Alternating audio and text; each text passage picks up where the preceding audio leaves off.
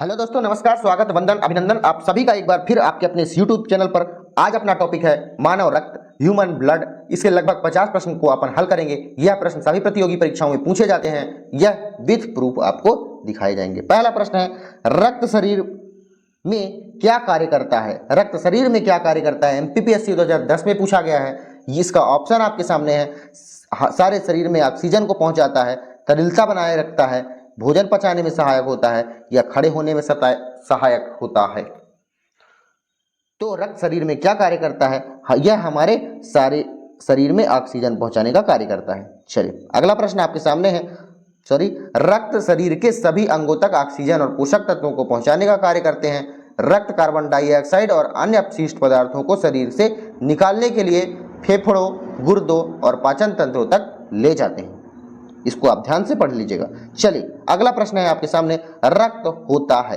रक्त क्या होता है? एक प्रकार का संयोजी ऊतक है, या उपकलित ऊतक है, या दोनों है, या इनमें से कोई नहीं। रक्त एक प्रकार का संयोजी ऊतक होता है।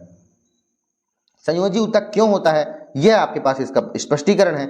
रक्त को एक संयोजी ऊतक माना गया है क्योंकि यह हृदय में पंपिंग की क्रिया के कारण पूरे शरीर में प्रसारित होता है। पूरे शरीर में प्रसारित होता है। यह एक हिस्से से दूसरे हिस्से तक चला जाता है, इसलिए यह शरीर के विभिन्न ऊतकों और अंगों को जोड़ता है। इस प्रकार से इसे संयोजी ऊतक कहा जाता है।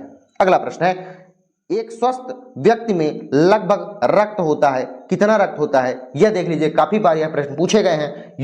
यूपीपीएससी आरओ एआरओ 2010 में, एसएससी सीजीएल 2013 में, बीपीएससी में भी पूछा गया है। तो आपको बताना है कि एक स्वस्थ व्यक्ति में लगभग कितना रक्त होता है। तो 5 से 5.5।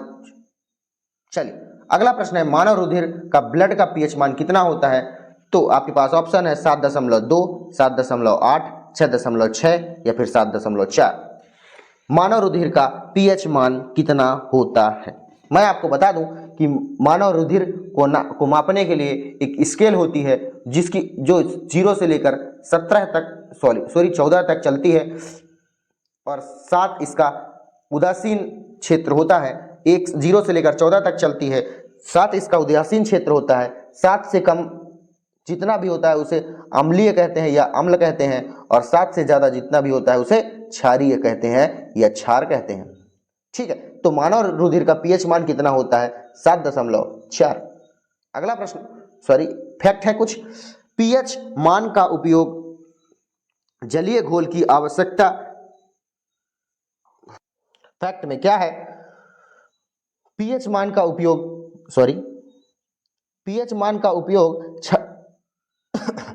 क्षारीय घोल की अम्लता और क्षारीयता को इंगित करने के लिए किया जाता है। मैंने आपको बता दिया था पहले ही।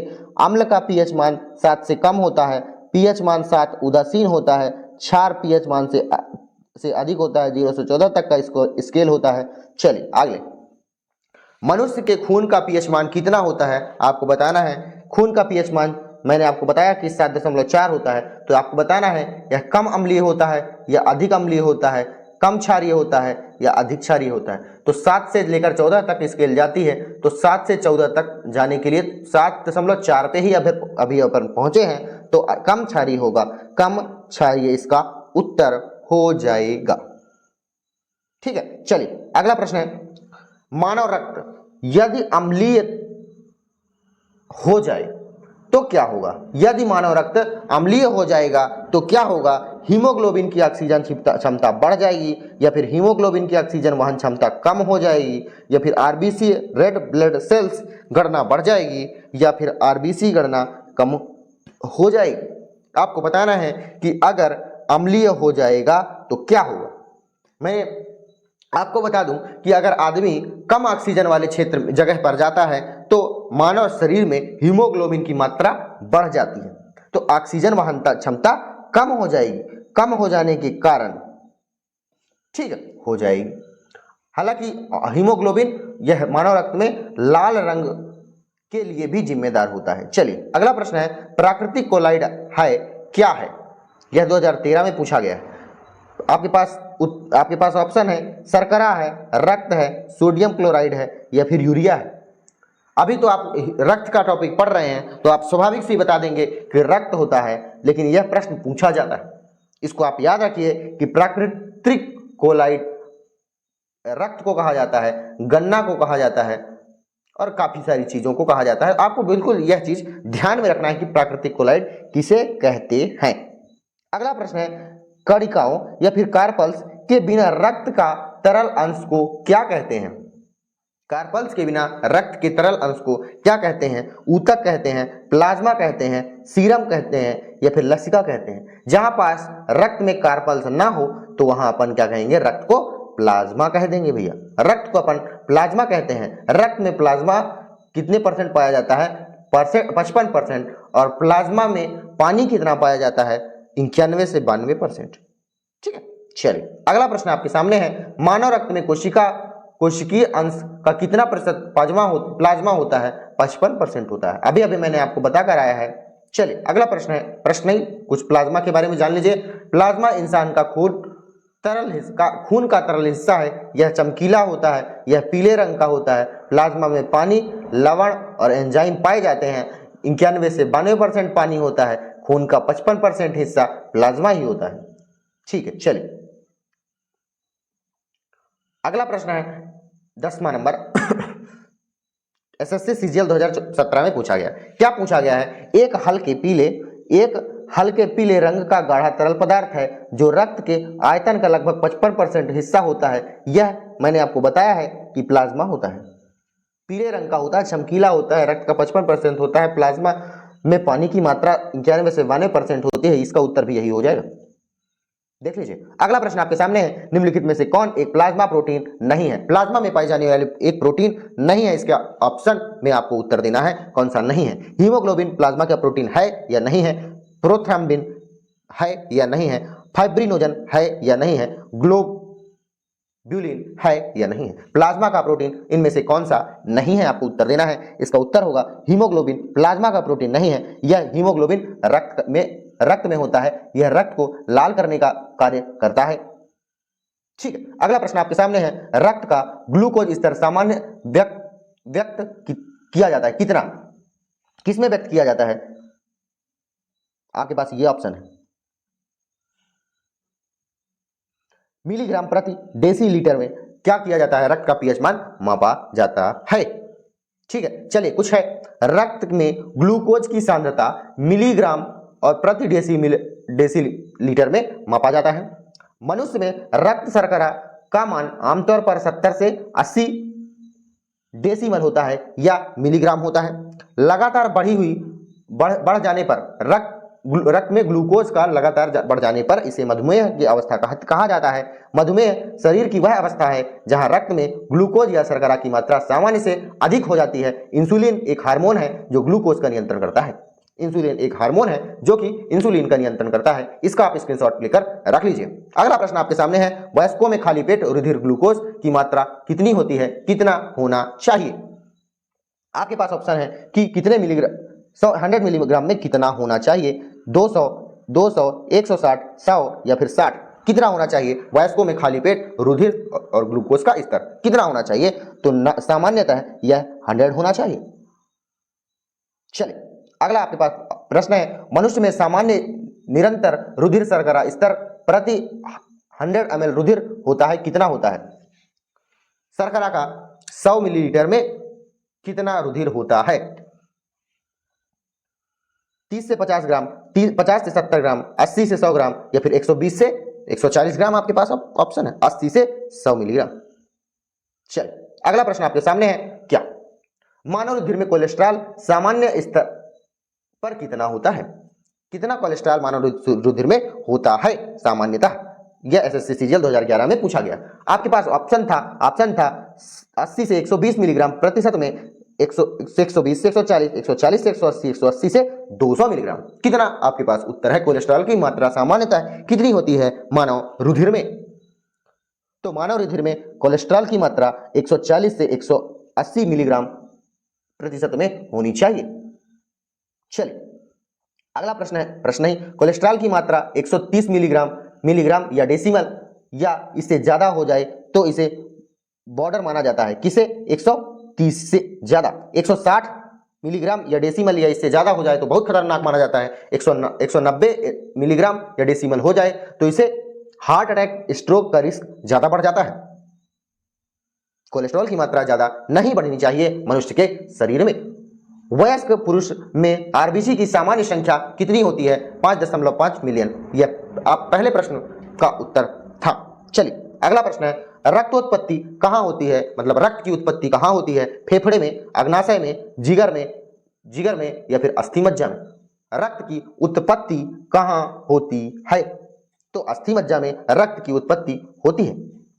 लाल रक्त कोशिकाओं का निर्माण के लिए शरीर का कौन सा अंग जिम्मेदार होता है? रेड ब्लड सेल्स के लिए शरीर का कौन सा अंग जिम्मेदार होता है? अस्थि मज्जा, हृदय, मस्तिष्क या फेफड़ा? तो मैंने अभी आपको बताया रक्त निर्माण के लिए अस्थि मज्जा जिम्मेदार होता है। इसका मतलब इसका यह उत्तर हो जाएगा। अगला प्रश्न आपके सामने है, लाल रुधिर कणिकाएं आरबीसी में बनती है, क्या बनती है? यह भी क्वेश्चन कई बार पूछा गया है। नीला अस्थि मज्जा, लाल अस्थि मज्जा, श्वेत अस्थि मज्जा या काला अस्थि मज्जा? फिर से आपको प्रश्न पढ़ लेना है। लाल रुधिर कणिकाएं आरबीसी बनती है, इसे अपन लाल रक्त अस्थि मज्जा कहेंगे। ठीक है, चलिए अब अगला प्रश्न आपके सामने है, क्या है?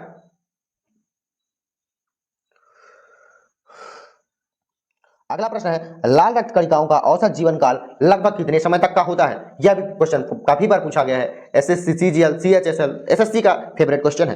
क्या लाल रक्त कणिकाओं का जीवन काल कितना होता है? 100 से 120 दिन, 110 से 120 दिन, 160 से 180 दिन या फिर 150 से 150 दिन? आपसे पूछ रहा है कि लाल रक्त कोशिका अगर बन जाती है तो इसका जीवन काल कितना होता है? लाल रक्त कणिकाएं अभी मैंने आपको बताया कि कहां उत्पन्न होती हैं, तो उसका उत्तर था अस्थि मज्जा। तो जीवन काल कितना होगा इसका?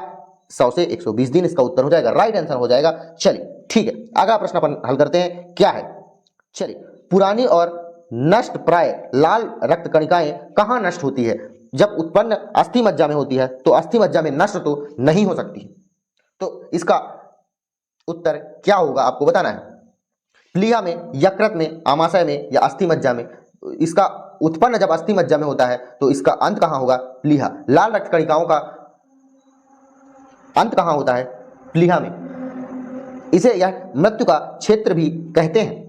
निम्नलिखित में से कौन मानव शरीर के विभिन्न अंगों का ऑक्सीजन का वाहक है? लाल रक्त कणिकाएं, श्वेत रक्त कणिकाएं, प्लाज्मा या फिर तंत्रिकाएं? पूरा रक्त तो वाहक है ही, लेकिन कौन सा रक्त है? तो इसका उत्तर आपके पास है लाल रक्त कोशिकाएं।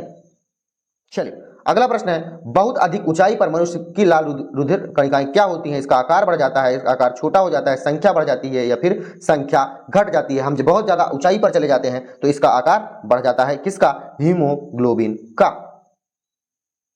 हीमोग्लोबिन बढ़ जाता है, हीमोग्लोबिन की मात्रा बढ़ जाती है और लाल रक्त कणिकाओं का आकार बढ़ जाता है। ठीक है, चलिए अगला प्रश्न आपके सामने है, क्या? खाली स्थान एक स्थिति है, क्या कौन सी स्थिति है जिसमें लाल रक्त कोशिकाओं की हीमोग्लोबिन की में कमी आ जाती है? कौन सा ऐसा रोग है जिसमें हीमोग्लोबिन की कमी हो जाने पर यह रोग होते हैं? तो आपके पास ऑप्शन है एल्बिनिज्म या प्रोपीरिया या एनीमिया या कोलाइड। बताइए कि इसका उत्तर क्या होगा। जब लाल रक्त कोशिकाओं में कमी आती है तो एनीमिया का लक्षण उसे माना जाता है। ठीक है, चलिए अगला प्रश्न है, मानव शरीर में रक्त की अपर्याप्त आपूर्ति को क्या कहा जाता है? तो इसे क्या कहा जाता है? इस्कीमिया। जब रक्त में आपूर्ति ना हो तो कौन सा रोग होता है? इस्कीमिया। ठीक है, चलिए आपके पास अगला क्वेश्चन है, निम्नलिखित में से किसको लाल रक्त कोशिकाओं का कब्र कहा?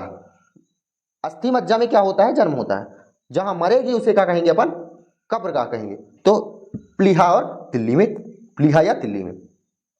मानव शरीर का रक्त बैंक कौन सा कहलाता है? रक्त बैंक कहां जमा होता है? यह आपसे प्रश्न पूछ रहा है कि आपका मानव शरीर में रक्त कहां जमा होता है? तो प्लीहा में जमा होता है। आरबीसी जो थी इसकी आपको बताना है। आरबीसी का आप अपने ध्यान में रखो कि आरबीसी का जीवन काल कितने दिन का होता है, आपको इसका उत्तर थोड़ा ध्यान में रखो।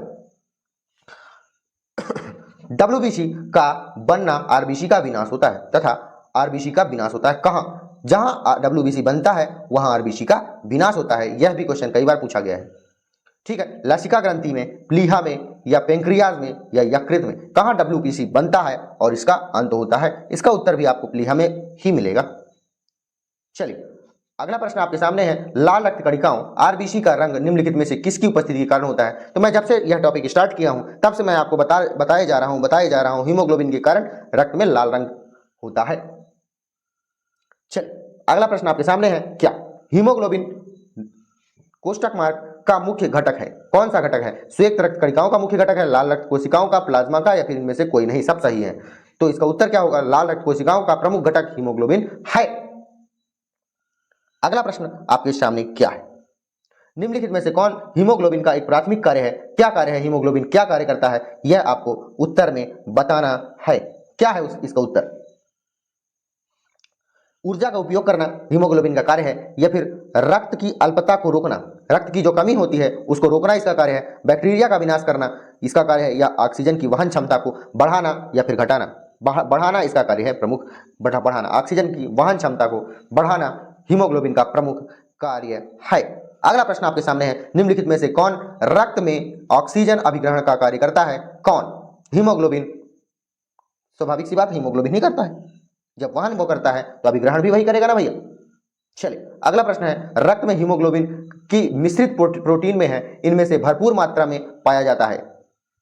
एक समित प्रोटीन है, इसमें हीमोग्लोबिन में क्या पाया जाता है? आपके पास ऑप्शन है, लोहा पाया जाता है, रजत पाया जाता है, तांबा पाया जाता है, या स्वर्ण पाया जाता है। हीमोग्लोबिन में सबसे ज्यादा क्या पाया जाता है? इसका उत्तर होगा लौह अयस्क हीमोग्लोबिन में पाया जाता है।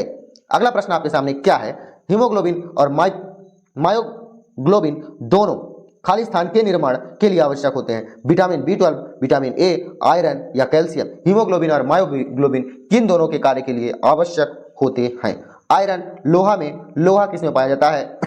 हीमोग्लोबिन और मायोग्लोबिन दोनों में आयरन या लोहा पाया जाता है। अगला प्रश्न आपके सामने है, निम्नलिखित में से कौन सी गैसें रक्त एवं ऑक्सीजन ले जाने की क्षमता को कम कर देती है? यह आपके पास ऑप्शन है, nitrous oxide, carbon monoxide, carbon dioxide, या फिर नाइट्रिक ऑक्साइड।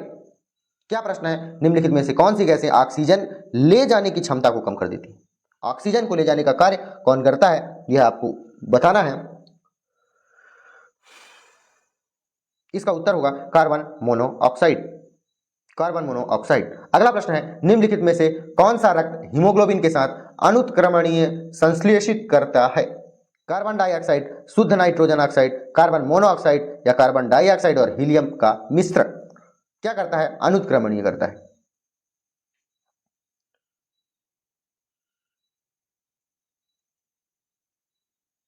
इसका उत्तर होगा कार्बन मोनोऑक्साइड। चलिए, किस प्राणी के जीव द्रव्य में हीमोग्लोबिन का विलय होता है? हीमोग्लोबिन का विलय किस में हो जाता है? कौन सा प्राणी है? मेढक है, मछली है, मानव है, या केचुआ है? किस में मानव के शरीर में हीमोग्लोबिन का विलय हो जाता है? जीव द्रव्य में। कोशिका के अंदर जीव द्रव्य पाया जाता है, कोशिका के अंदर जीव द्रव्य पाया जाता है, उसमें हीमोग्लोबिन का मिश्रण हो जाता है। आपको बताना है कि इसका उत्तर क्या होने जा रहा है। तो इसका उत्तर होगा केचुए के शरीर में हीमोग्लोबिन में कोशिका द्रव्य में मिलन हो जाता है हीमोग्लोबिन का। हीमोग्लोबिन या रुधिर वर्णिका के संदर्भ में निम्नलिखित में से कौन सा कथन सही है? कौन सा कथन सही है? यह रक्त में ऑक्सीजन का परिवहन करता है, या फिर लौह युक्ति है, या कुछ रोगों के लिए प्रतिरक्षा प्रदान करता है? कौन से कथन सही हैं? या फिर यह रक्त के लाल रंग को प्रदान करता है? यह इसका राइट आंसर हो जाएगा। चलिए अगला प्रश्न। तो 50 क्वेश्चन यहाँ पास समाप्त होते हैं, 50 क्वेश्चन यहाँ समाप्त होते हैं। अगर आपको वीडियो अच्छी लगी हो तो वीडियो को लाइक करो, कमेंट करो, शेयर करो, सब्सक्राइब करो, और सुझाव अगर आप देना चाहते हैं, कोई भी सुझाव, तो आपके सुझाव का हम वेट करेंगे। कमेंट बॉक्स आपके लिए खुला हुआ है, आप जो कमेंट करना चाहते हैं कर दें। हम अब मिलते हैं आपको किसी अगली वीडियो में, कोई भी टॉपिक लेकर उसके सारे क्वेश्चन हल करेंगे। मिलते हैं अगली वीडियो में, तब तक के लिए धन्यवाद। अपना ख्याल रखिएगा।